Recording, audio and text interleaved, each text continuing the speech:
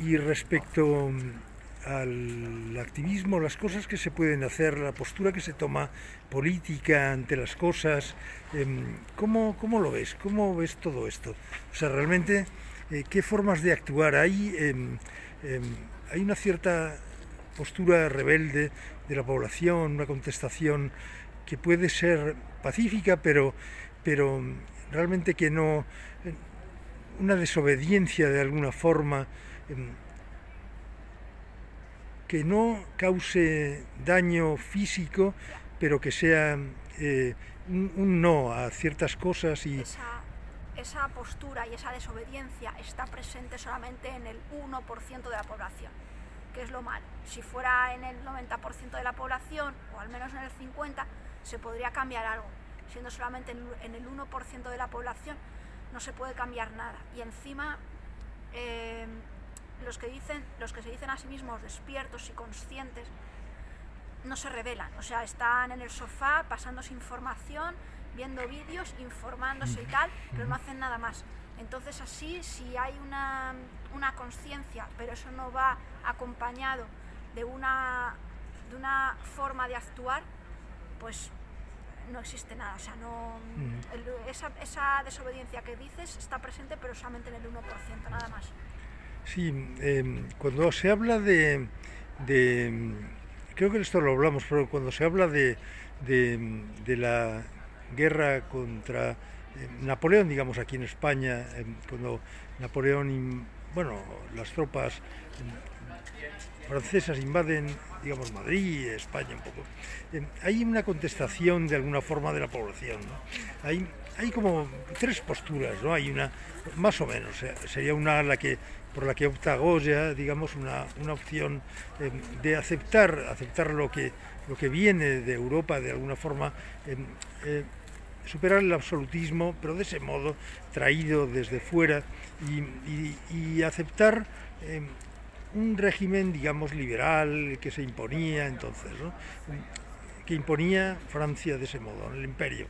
Había otra postura, digamos que era la guerrilla que había sobre todo en el resto de la península, había en muchos lugares pues se levantaba la población y tal, ¿no?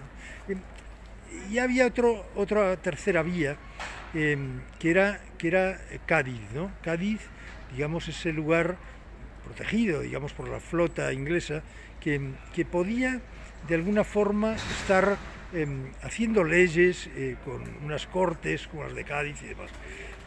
Definen esa situación, hay quien define esa situación que ocurría en España como actos sin ideas e ideas sin actos, ¿no? Actos sin ideas sería la guerrilla, pero que no tenía realmente una ideología ni tenía un proyecto político realmente, ¿no? Y luego está la otra parte que son ideas sin actos, ¿no? Porque simplemente estaban reflexionando, debatiendo, haciendo una ley que era muy interesante en ese tiempo, la PEPA que dice, ¿no? La Constitución de 1812, y entonces se hace una Constitución de 1812, pero no hay unos actos ni hay otra serie de cosas más que esas discusiones, ¿no? Tampoco se lleva a cabo en ese tiempo, ¿no? Entonces, de alguna forma es lo que dices, ¿no? Hay como una tendencia a discutir por internet, por el móvil, personas que se dicen activas y comprometidas, pero se queda en esa discusión un poco de salón, ¿no? Ahora es el móvil, ¿no? Es la red, ¿no? Es verdad, ¿no? Y hay eso que se dice, hay también lugares de actos sin ideas, porque claro, esos actos sin ideas, cuando llega Fernando VII de nuevo a la península, pues hay una especie de acogida en Levante, no sé, en Valencia, y le dicen y gritan vivan las cadenas. O sea, realmente están deseando que se imponga el absolutismo de nuevo, ¿no? Sí, de hecho creo que cogieron ellos mismos la carroza en la que iba, según creo que leí, y que ellos mismos tiraron, como si fueran burros, Sí. que tiraron ellos mismos de la carroza en la que iba subido, algo así. No me acuerdo si es la historia, pero va por ahí. Sí, es que parece que la gente que con tal de tener algo propio, les da igual que lo propio sea peor que lo ajeno. Ya, ya. Sí, sí. O sea, prefieren Sí, sí. tener el absolutismo español que algo más liberal, aunque provenga de otro país. Sí, es curioso. Luego, ¿no? por Sí. otro lado, por un lado está esa idea, pero por otro lado también está la idea de que antiguamente, no sé si por esos años era así o todavía no había comenzado, ya había terminado, o cómo estaban exactamente, pero en pueblos de España, sobre todo más al norte y tal, la gente en los pueblos se reunía en concejos, en asambleas, a la sombra de los árboles, y ellos mismos decidían sobre sus pueblos y no hacían ni puñetero caso a gobernantes, ni a condes, ni a gente de la nobleza, ni a nada, ni a reyes, ni nada. Pues ellos mismos se hacían sus propias leyes en asamblea y eran lo que cataban, o sea, no como si el rey y las cortes y todo esto no existiera.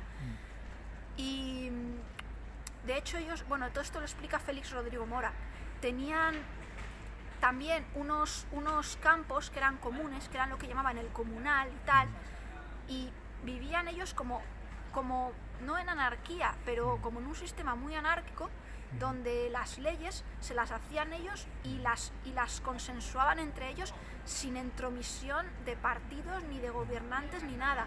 Entonces, yo no sé hasta qué punto ellos querían mantener quizá ese sistema y que por eso a lo mejor no querían que viniera aunque fuera un liberal de otro país a decir a España lo que tenía que hacer, porque si no se lo decía ni un español, ¿sabes? Ni siquiera un gobernante español, ¿por qué se lo iba a decir uno de fuera?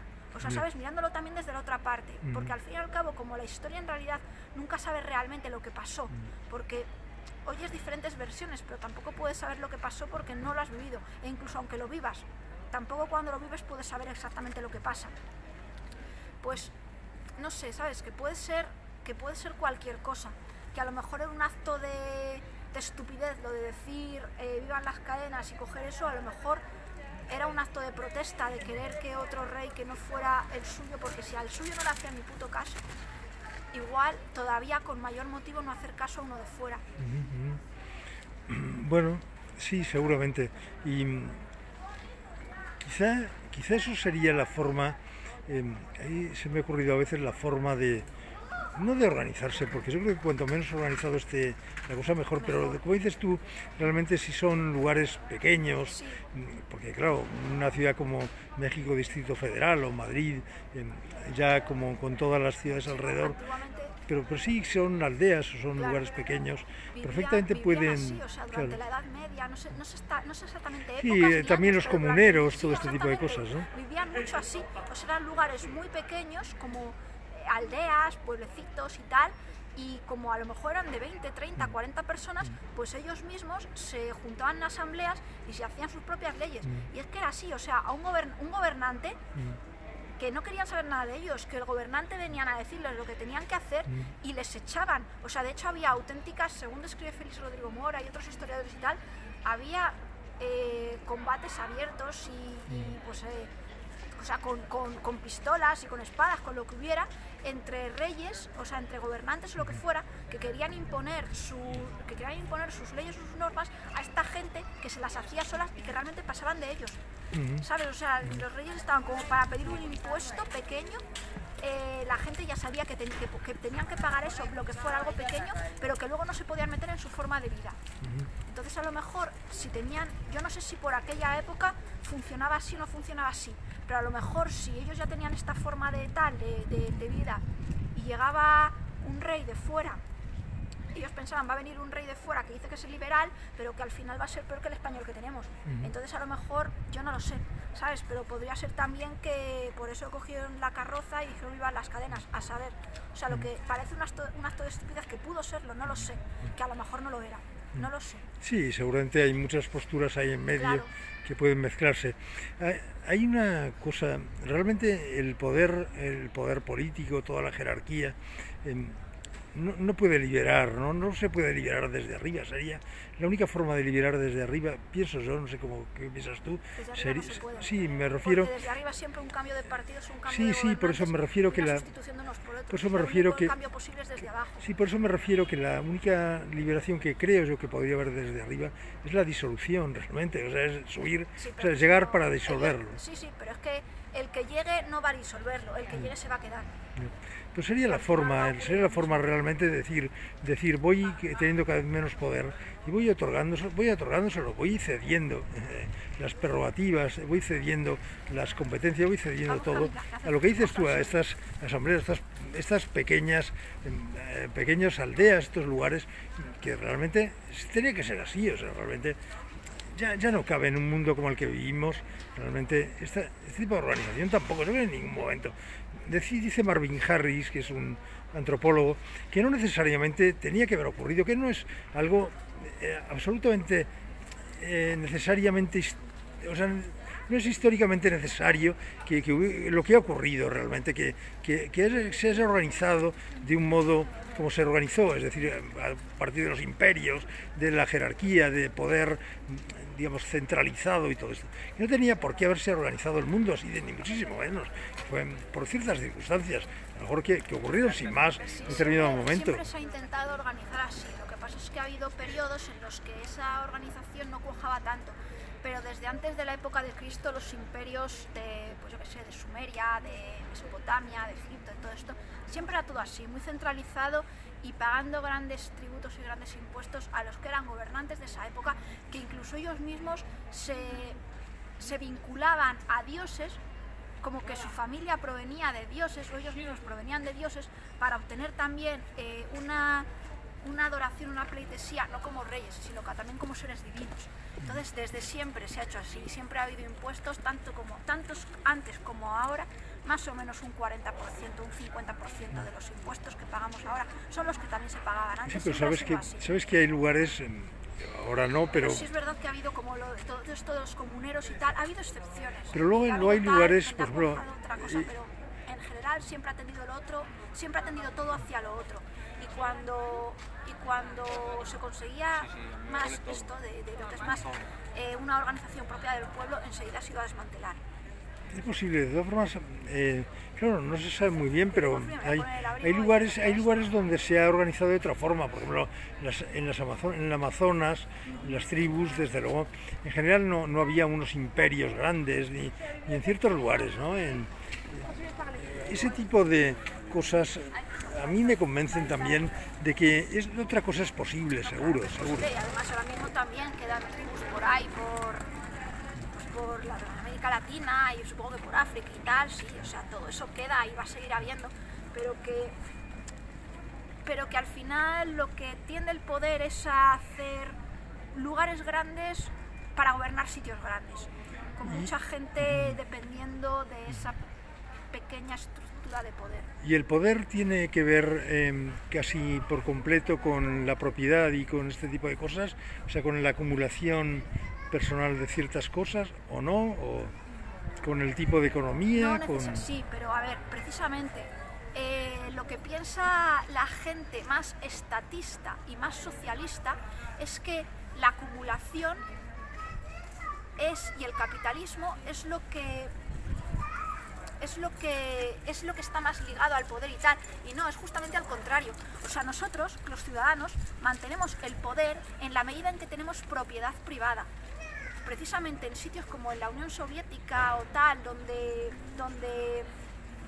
haya más dictadura y más acumulación de poder político, es donde la gente va a tener menos propiedad privada y menos capacidad de decisión sobre sus propios bienes.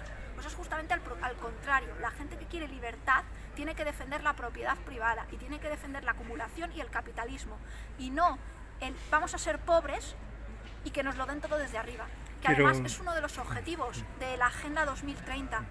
La frase que ellos tienen, no me acuerdo ahora mismo de quién es, pero es para el 2030 o para no sé qué año ponía, lo perderás, no tendrás nada, pero serás feliz. Es lo que quieren. O sea, dejarnos sin propiedades, dejarnos sin nada, dejarnos sin bienes y que solamente dependamos de ellos. darnos un salario mínimo, un salario básico a todos los ciudadanos, pero que para conservar eso poquito que tengamos que depender de ellos, tengamos que hacer lo que quieran con un crédito social o con tal, ¿sabes? Y pues lo mismo que se ha hecho en Cuba, Pero lo mismo que se ha hecho sí, en lo que estos pasa es países que socialistas lo y que tal, pasa es que quitar todo a los ciudadanos para que solamente dependan del gobierno lo que y pasa es- perseguir la acumulación, la propiedad privada, el capitalismo, la empresa y todo eso. pero eso, ver eso, o sea, ver los dos sistemas como la única solución, es decir, o un sistema estatal que domina y que realmente es el que hace los proyectos y decide lo que va a ocurrir, y luego una serie de empresas que son las que deciden. Esos dos mundos no son los únicos, yo creo, que puede existir. O sea, realmente yo cuando me refiero a lo de la propiedad, no es que haya propiedad privada o no haya propiedad privada, o sea, pública. A lo que me refiero es a tener un sentido diferente, También existe un una tipo de cosa propiedad. diferente, que no sea algo, que no se hable de propiedad También, realmente. sí, bueno, es que hay otra cosa. También existe un tipo de propiedad que lamentablemente no te la exponen en los colegios, y es la propiedad colectiva, que es como este antiguo comunal que tenían en los pueblos y tal, que era una propiedad que era de todo, pero que no estaba gestionada por el Estado, sino que estaba gestionada por los propios aldeanos. Sería una propiedad colectiva. O sea, la propiedad individual sería lo que es tuyo y gestionas tú como individuo. La propiedad pública sería la que es de todos, pero no es de todos, porque al final te la gestiona el Estado, y cuando la gestiona el Estado, al final no es tuya, es del Estado. Y la propiedad colectiva, que es esta, que también es muy importante, y es de la que no hablan en los colegios, ni en las universidades, ni nada. Y es lo que también mucha gente está reivindicando, una propiedad colectiva gestionada por muchas personas, pero no por un Estado, no por un ente público al que estés concediendo el poder de gestionar eso. Claro, sí. Espera, tengo frío, me voy a poner Perfecto, esto sí. y no sé si va a dejar de... Bueno, el micrófono, ¿sabes? vamos a cortar un momento. De todas formas, es curioso, pero bueno, tendríamos que tener... Bueno, lo de la temperatura es subjetiva, Sí. es verdad. Bueno, Habríamos voy a cortar un parados y hacer- breve. Sara, vamos a caminar un poco. Quería que hablaras ahora sobre educación, la educación de los niños, cómo has vivido tú la educación, todo este tipo de cosas, la educación, para empezar, sí. Pues la educación de los niños es lo peor que hay, porque en realidad un niño tiene que ser libre para poder decidir, para empezar, si quiere o no quiere estudiar y cuándo, si quiere aprender a leer y cuándo, no obligar a los niños a hacer cosas para su formación. En este sentido, el único tipo de escuelas que pueden servir para educar a un niño y no para joderle el cerebro, bueno, el cerebro y el alma, porque si solamente te jodían el cerebro no habría problema. El problema es que te joden el alma. El único tipo de educación que puede servir es la educación libertaria, que es la de las escuelas libres y eso, que respetan los procedimientos de los niños, y es el niño el que pide aprender sobre X cosa a tal edad. Simplemente les dejan materiales, les dejan libros, les dejan pinturas, les dejan cosas para que ellos experimenten y para que ellos jueguen, y cuando ellos quieren saber algo, son ellos los que preguntan. No les impones los conocimientos, sino que son ellos los que lo eligen. Muy bien, de acuerdo. Sí. ¿Y cómo se manifestaría? ¿Hay lugares donde esa educación se da? ¿Cómo se manifiesta? ¿De qué forma se organiza? ¿Cómo sería? Pues se llaman escuelas libres, es la pedagogía Waldorf, lo del sistema Montessori, todo esto. En España creo que hay unos cuantos. Lo que pasa es que son privados y suelen valer bastante dinero, pero bueno, a lo mejor hay algunos que son más baratos. Y luego, sobre todo, no existe tanto el problema. El problema es la mentalidad de los padres. No creo que lo dejen de hacer tanto por el dinero como por la mentalidad. Que dicen, vale, es que aquí no les van a dar un título, y si no les dan un título luego no van a poder trabajar. El problema está ahí, el problema está en esa mentalidad de los padres, que es la que hace que luego pues el niño no se pueda desarrollar bien recibiendo este tipo de educación, que no es educación, es que ni siquiera es una educación, es este tipo de filosofía de vida o de desarrollo, ¿sabes? Porque tampoco es que sea una educación. Al fin y al cabo la palabra educación es muy fea, es como domación o como doma o algo así. Sí, domesticación un poco, ¿no? Sí. O sea, realmente, o sea, si los niños son creativos en sí, son juguetones, juegan sin más, dejamos de jugar y dejamos de crear muchas veces, ¿no? Eso nos impide realmente, con muchas de las cosas, la represión que sufrimos, que nosotros ejercemos sobre nosotros mismos, no aceptamos determinadas cosas, acaba con nuestra creatividad. Realmente no habría que hacer mucho, sino simplemente no poner trabas a esa creatividad, ¿no? El mundo seguro se multiplicaría por no sé por cuánto, ¿no? Pero realmente seríamos capaces de volar sin aviones, yo creo, de alguna forma. O sea, iría de otra forma si todo el mundo realmente primero disfrutara de la vida, luego fuera capaz de crear y no de repetir las cosas, porque lo único que nos enseñan es a repetir las cosas que nos dicen y a bajar la cabeza, prácticamente, ¿no? Claro, porque aparte, en ese sentido, si es una crítica al sistema capitalista, más que capitalista, al sistema consumista, que simplemente crea esclavos, trabajadores, que tienen que repetir continuamente el mismo proceso, o sea, como si en lugar de hacer humanos hicieran máquinas. Pero es que lo peor de todo es que estos humanos que han sido criados así y educados así, demandan eso, porque si todas estas personas que han sido educadas como para trabajar en una fábrica y hacer continuamente el mismo proceso, dándole un botón o haciendo lo mismo, o haciendo cosas mecánicas, si todas estas personas encima les dices te vamos a suplantar por una máquina, esta persona se va a enfadar y va a decir, ¿y ahora de qué como yo? ¿Y ahora de qué vivo yo?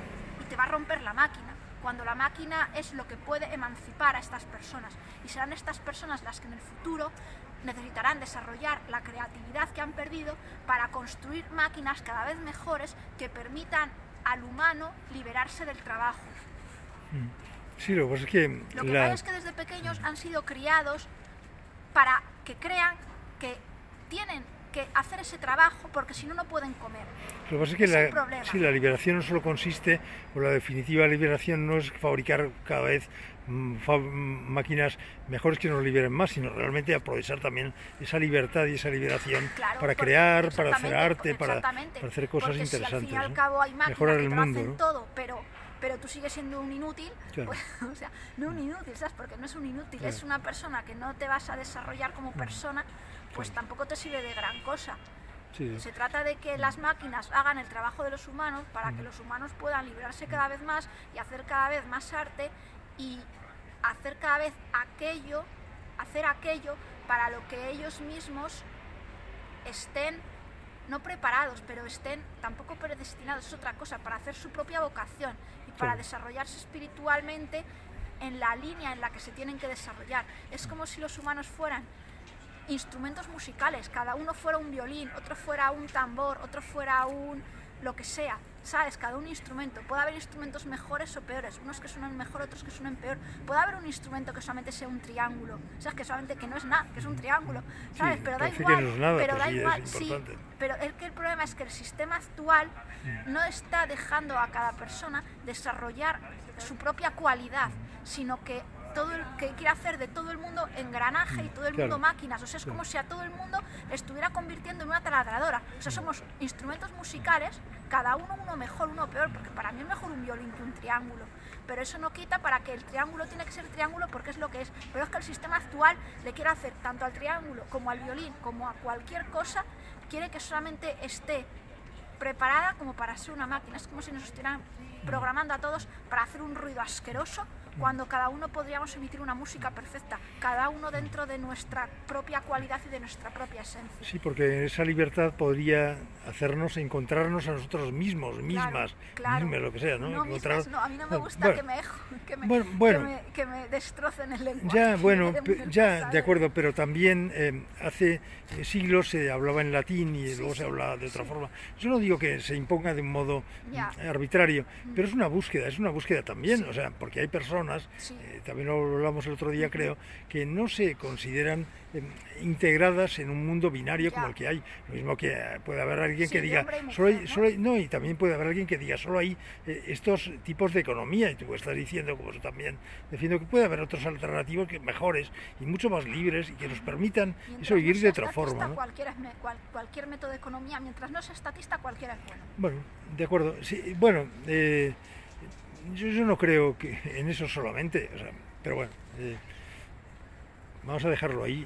Seguramente hay regímenes que no son estatistas y que podrían ser bastante jodidos, seguro, seguro que lo son, de hecho, ¿no? Pero bueno. La educación hemos dicho, ¿no? Sí, la educación, o sea, realmente encontrarse a uno mismo, realmente lo que dices, en un mundo en el que estuviéramos liberados del trabajo, dicen, trabajarás y con el sudor de tu frente, ¿no? No sea sí que para el trabajo, la supervivencia, claro, sino que el trabajo sea una parte de tu desarrollo personal. dicen que sea realizador realmente, Sí, que sea hacer lo que y para lo que uno, el tiempo que uno quiere, no tener que estar obligado a hacer eso X horas, porque yo, por ejemplo, si tuviera que escribir 8 horas al día, pues a lo mejor me moriría. Sí, claro, efectivamente. Entonces, o sea, ¿sabes? Por obligación y claro, todos los días vestirte de determinada forma, ¿no? Trabajo, pero un trabajo que le llene, un trabajo que le desarrolle como persona y que además pueda ejercer las horas que él quiera, sin necesidad de estar haciéndolo por obligación. Sí. Muy bien, pues no veo mucho más de lo que hablar hoy mismo. Si quieres alguna cosa que añadir, alguna cosa sobre la que querrías hablar en concreto, lo que quieras, lo que te parezca a ti. Si quieres, podríamos hablar, si quieres, una cosa que se me ocurre también sobre las instituciones. Hemos hablado sobre la escuela, ciertos lugares que no son liberadores.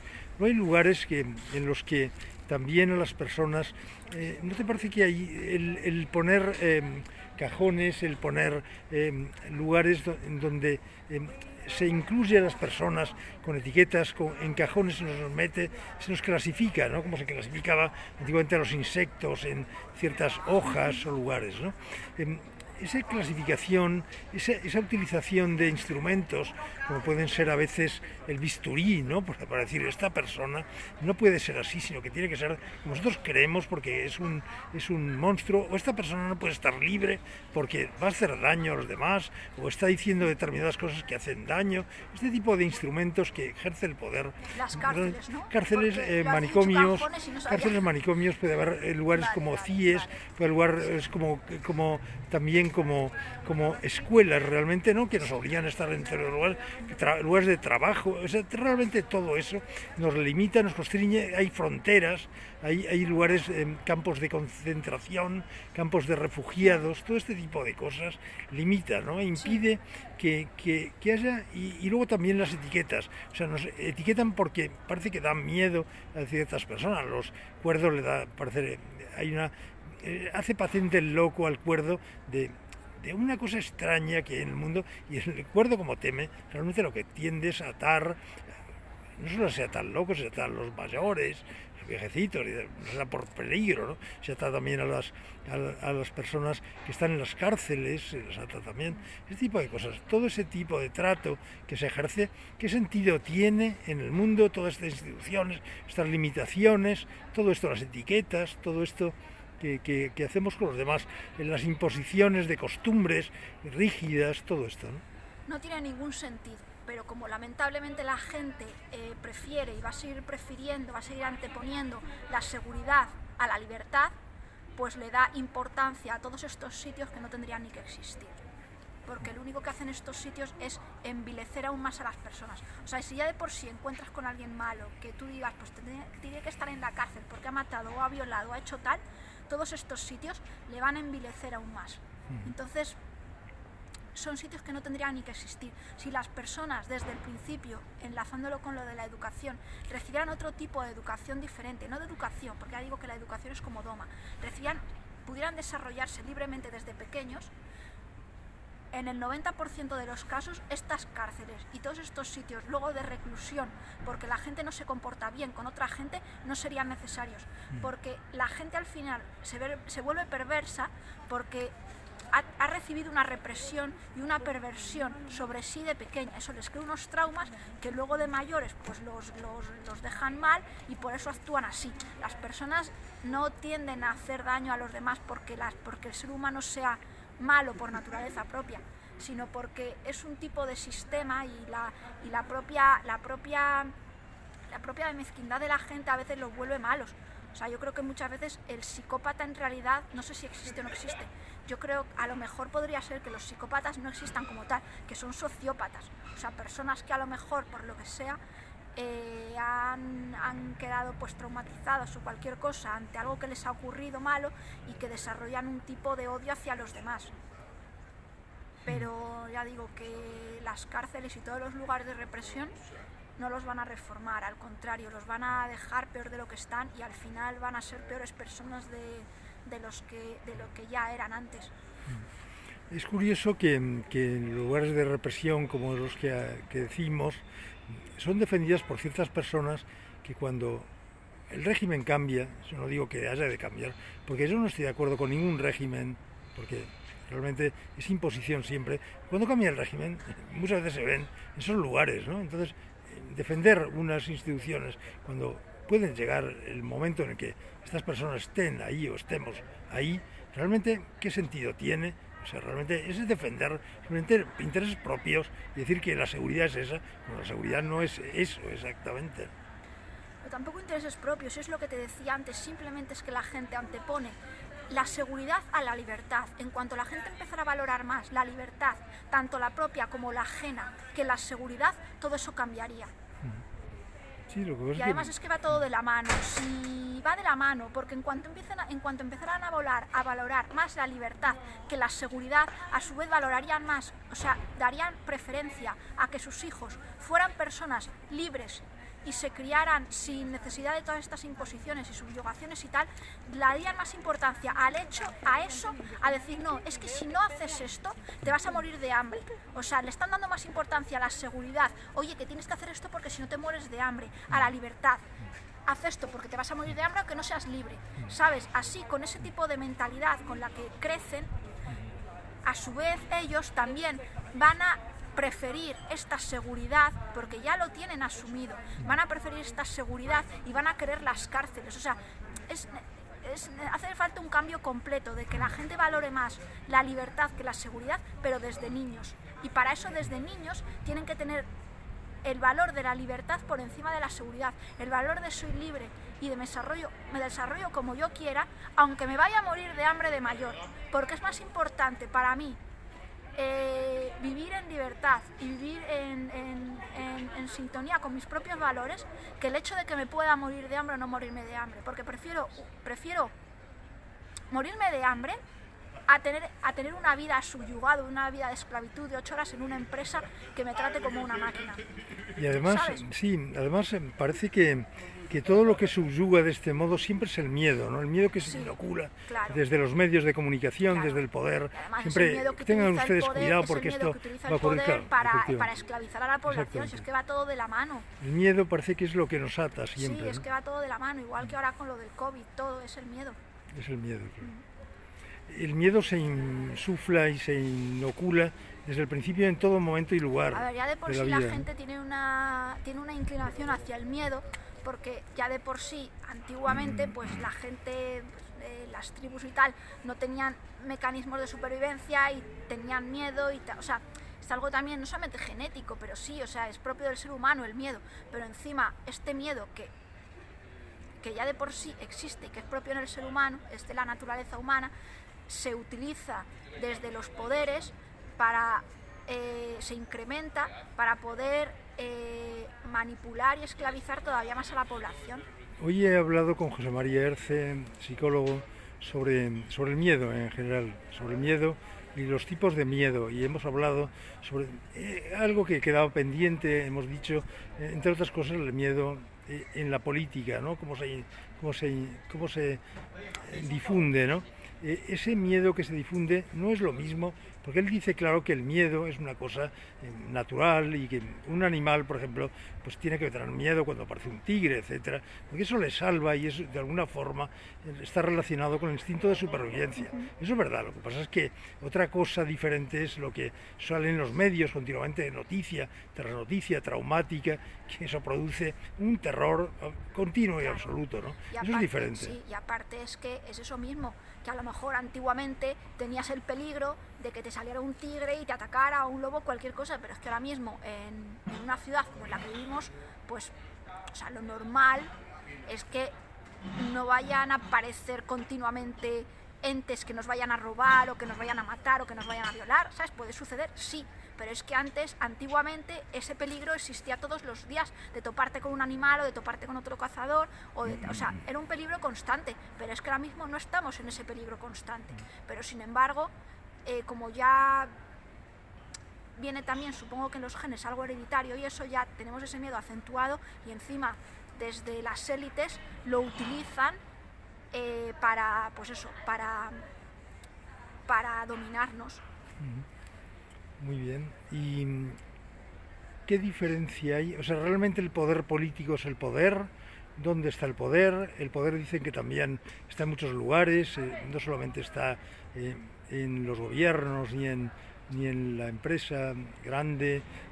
Realmente, ¿dónde está el poder y si es necesario el poder y qué se puede hacer con él, ¿no? Yo tampoco tengo claro cómo funciona, pero lo que creo es que no es que exista un único poder, es que entre todos los que hay, entre todos los gobernantes, entre todos los empresarios, banqueros, grandes capitales, entre todos hacen una especie de unión y se alían entre ellos como para mediante acuerdos de los unos con los otros conseguir un beneficio mutuo.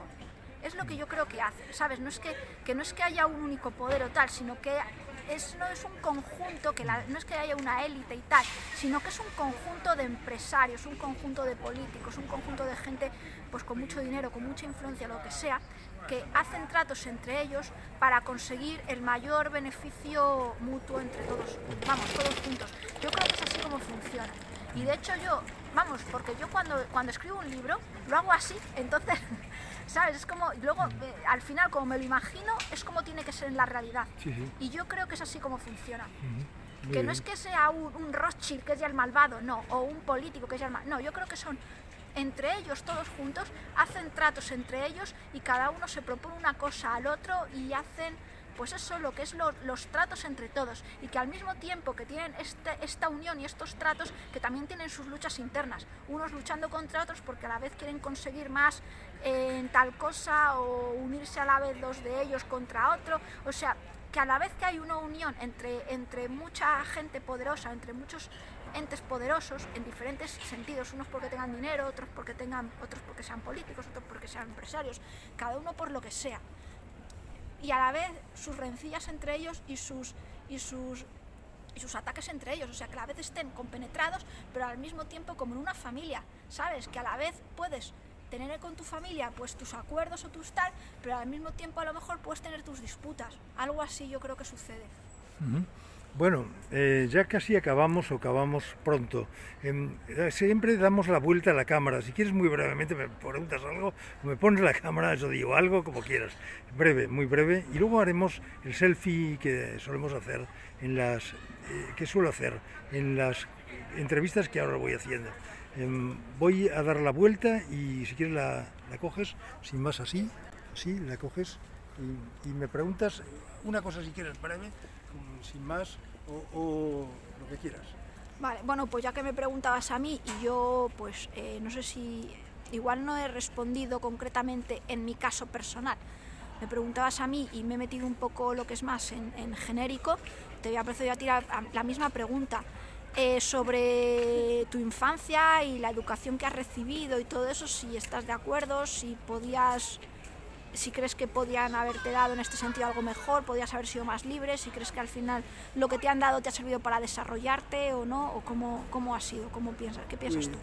Pues yo lo que he echado de menos ha sido libertad, sobre todo. Como yo, entonces. Momentos, y luego la confusión de lo que es libertad y no lo es, ¿no? Yo creo que se puede uno instruir en cosas, realmente te tratan de instruir más que otra cosa, con datos y cosas, y eso es llamar educación por un lado. Por otro, la educación que dan en realidad consiste en eso, en bajar la cabeza, en aprender a bajar la cabeza ante el profesor, ante el poder, ante el director. Cuidado que vamos a llamar al director y vas a ver lo que es bueno y tal. Entonces vamos al cuarto de los ratones y todo eso, ese tipo de cosas. Y aparte, luego, eso sería la educación un poco que daban.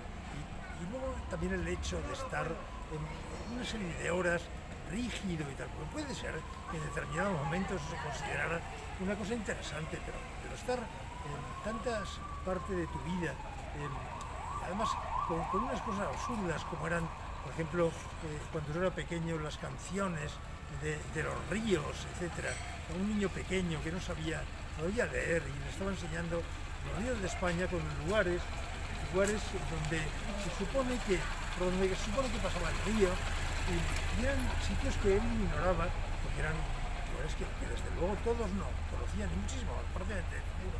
Pero era una cantinela que además se repetía.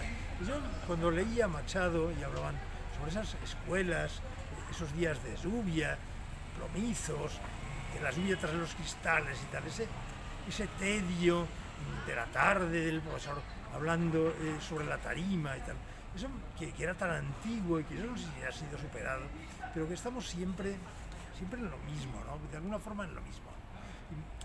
Y ese tipo de cosas, yo creo que la educación, todo eso, y en los lugares he vivido lo mismo, en el trabajo, en todos los lugares. Se supone que, como lo mismo que es igual, subir a un vehículo, todo eso. Siempre hay un jefe, alguien que te dice lo que tienes que hacer, cómo lo tienes que hacer, qué no debes hacer, etc. Y se supone que la educación es eso, sin más. Y por supuesto, ir perdiendo creatividad y facultades. Como dices, no te quieren con muchas facultades, muy válido, porque uno va renunciando y parece que renuncia a uno mismo. Es que renuncia porque socialmente, familiarmente, eso uno se convence de que determinadas cosas de uno mismo son malas, ¿no? Son la sombra, ¿no? Y eso es un poco lo que yo he vivido como educación. Otro tipo de educación sería algo diferente, sería como el acoger, realmente el disfrutar y desde luego expandirse, ¿no? Y saber que uno está ahí y que puede crear y que no es así, niño no se hace, esto no se hace de esa forma, sino realmente aceptar que todo el mundo lo hace como lo hace y ya está, y que no tenemos que estar vestidos de la misma forma, ni uniformados, ni hablar exactamente igual, ¿no? Ni actuar desde luego tampoco del mismo modo, ¿no? Y poco más. Hay una cosa que quería hacer y sería y espera esto. Que sí, quiero decir una cosa. sí, perdona. Que has dicho que es muy interesante, que aparte respecto a lo que has dicho de las cancioncitas de los ríos y de no sé qué, claro, es que dice el libro Armas silenciosas para guerras tranquilas, atribuido al Club Bilderberg, aunque en realidad es una obra anónima, no se sabe quién la ha escrito, dice, trata a una persona como si tuviera 12 años y obtendrás una respuesta de ella como si tuviera esa edad. O sea, es lo que nos hacen, tanto desde niños como desde adultos. Nos tratan como si tuviéramos 12 años y entonces respondemos como si tuviéramos 12 años. Estas son las estrategias de los grandes poderes. Muy bien, maravilloso. Pues acaba de hablar Sara Domingo Fernández, escritora, novelista, poeta, activista, mujer a la que le gusta el humor, aventurera, que es capaz bueno, aquí hemos encontrado estos lugares, espero que repitamos en otros lugares muy especiales, que creo que va a haber como vías, como lugares, quizá edificios un poco destartalados, estaría bien. Si te atreves, bueno, a través de eso sé que sí, el que no se atreve a lo mejor soy yo, pero más de 50. Pero estaría bien hacer una entrevista también un poco más, quizá cada vez menos al uso, y tratar de buscar otra serie de cosas, quizás sí, no lo sé. Vamos a probar. Cuando quieras me haces una entrevista cambiando los carteles del metro o poniendo pegatinas. O perfecto, muy bien. Pues yo te filmo y te entrevisto también haciendo todas estas cosas, perfecto. Muy bien. Voy a hacer una cosa y vamos a terminar con un selfie. Lo que pasa es que tengo que cortar porque creo que no se puede hacer de este modo. Entonces voy a cortar Bueno, Sara Domingo Fernández, hoy hemos entrevistado las hemos entrevistado a ella, Sara Domingo Fernández, que es, como hemos dicho, es poeta, es novelista, es activista, bueno, ya eso se ha dicho. Y hemos hablado en dos árboles conversas que hoy se ha convertido en dos apisonadoras o dos grúas conversan juntas entre las obras. Di algo que te apetezca decir ahora mismo, que nos despedimos. Pues no Sara sé, Domingo, segunda entrevista. Ya no tengo nada que decir, pues que muchas gracias por las entrevistas y ya está. Pues encantado de hablar contigo, por supuesto. Gracias. Se editará esto próximamente, ya lo veréis, Ahora que lo estáis viendo, sabéis que está editado, no os he mentido. Gracias. Venga, adiós, gracias. Adiós.